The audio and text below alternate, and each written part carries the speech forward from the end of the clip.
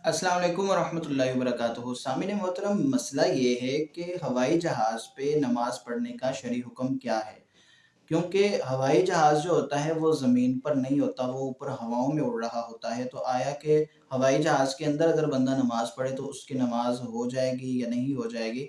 इसके हवाले से शरई हुक्म क्या है? तो इसका जवाब ये है कि हवाई जहाज़ की 3 सूरतें बना लेते हैं। पहली सूरत ये है कि वो ज़मीन पे यानी एयरपोर्ट पे खड़ा है, तो उसके अंदर अगर किसी ने नमाज़ पढ़ी तो उसकी नमाज़ हो जाएगी और इआदे की भी ज़रूरत नहीं होगी।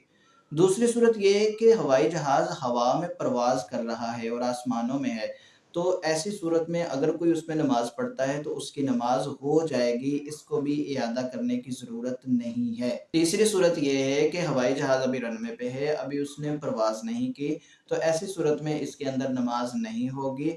यानी फ़र्ज़, वाजिब और सुन्नत फ़जर वग़ैरह ये अदा नहीं हो सकते, नवाफ़िल पढ़ सकते हैं, क्योंकि इसका हुक्म बिल्कुल ऐसे ही होगा जैसे चलती ट्रेन में नमाज़ पढ़ने का हुक्म है। तो लिहाज़ा अगर रनवे पे है तो उसमें नमाज़ नहीं होगी, बकिया जो 2 सूरतें हैं तो उसमें नमाज़ हो जाएगी।